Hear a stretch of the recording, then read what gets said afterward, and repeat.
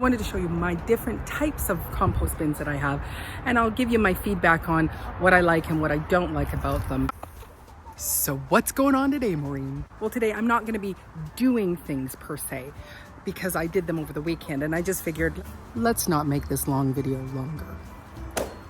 Over the weekend, I was moving compost and filling up all my garden bins. I wanted to show you my different types of compost bins that I have, and I'll give you my feedback on what I like and what I don't like about them. So basically, what works for Maureen and what doesn't.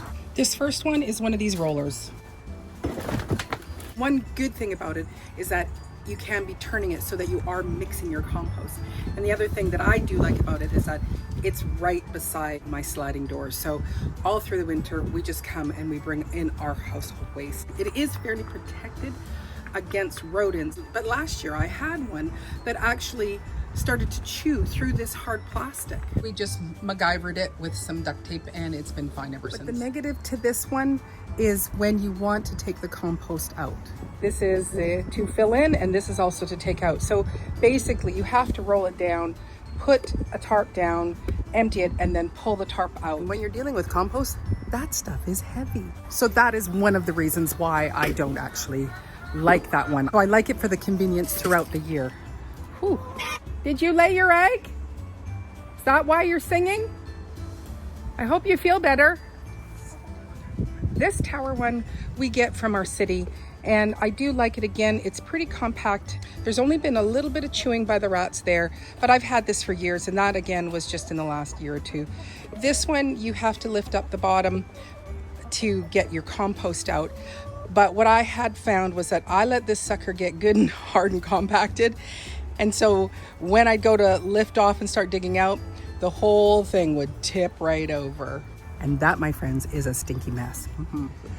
Now, as we come into the chickens' playground, and this is a secure area, I have netting up there, and it goes all the way around my studio here, so the chickens have lots of area. But I have 3 compost bins here. So I have one here, and then there's 2 that are right there. These 3 are my favorite style, and they're just made from 4 pieces of pallet wood, so you're paying for your brackets. These are awesome, and they do take up a lot of waste from my yard. I don't put any kitchen scraps in here because I do not want to attract any more rats than necessary. Mama hates rats. But the location of these really doesn't work, and how we built them really doesn't work. Before I became Diva in the Dirt, I wasn't a gardener, but I did like to put my waste somewhere because number 1, I didn't have a truck, and number 2, there was way too much green waste from this yard that I would have to put out. It would take me forever to get the collection company to take it. So it was like I just would throw it in the back behind here before we had built this playground for the chickens. We do have hinges on the side, and these do open up, but as ground starts to build up, you have to dig all that to get them out. And these 2, I have this gate opening this way and this one this way, so that I can just take it out and put it in. But it is a lot of work to move them around, especially when you're doing large amounts.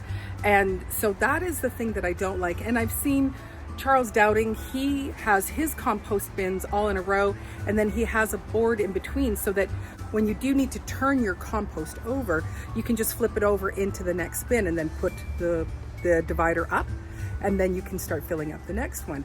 And so when I get my farm, that's how I will set it up. But for right now, this is as good as it gets. But my difficulty is getting in there and being able to turn it over because it is so big and so heavy. So I've just left it for the last year or 2. And you know, we do throw a few lettuce scraps, and so that encourages the girls to get up on there, and they scratch it down for me, which is just wonderful. So basically after a year and a half of not touching it, I get great compost.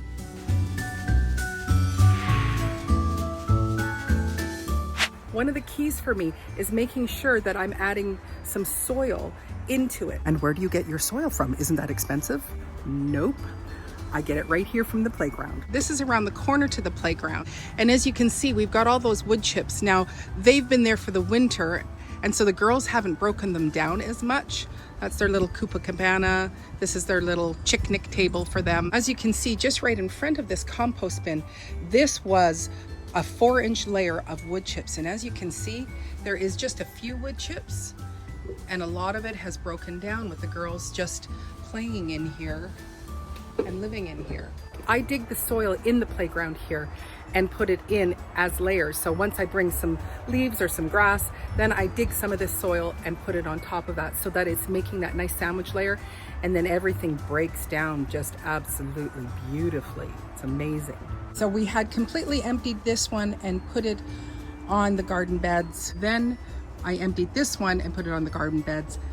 This last one, I had a tarp over it in the winter time, which I really wish I would have taken off the last few weeks because this was very dry. So I took a lot of what was in here, put it in there, and put it in the first one to split it up. As the girls are going to be working in these compost bins, it's going to break down beautifully for me. So we added at least 5 wheelbarrowfuls of composted soil and then put coffee sacks over to protect the soil from the weeds and also from the girls from digging in there. Our 3-tiered garden bed, this one was never quite full, and so we have actually filled it up with the compost from those bins. Again, coffee sacks over top to protect it. Garden bed 3 and 2 over there, they were a little harder because I do have things growing. Like my 5 little carrots in there. I've just got these apple trees that are on the path. I wanted them to get more sun because they are actually in too much shade right now. So I did add some soil, and I've packed it up really big there. So once I pull the carrots, I'll be able to drag that down and fill in that area too. Garden bed 2, this has all my beautiful beets in it. So we just put a big pile of the composted soil there, and then once the beets are pulled, then I'll be able to drag it across. Composting your own soil is so vital for your gardens that it's going to bring in nutrition. And the great thing is that it's free. So I'd love to know some of your ideas on what you do for your compost, because I'm still learning, and it's like when I get my farm, I want to have it set up so well that my compost bins are accessible, things are easy and convenient. I hope you're having a great day wherever you are. I look forward to seeing you on the next video. Take care. God bless.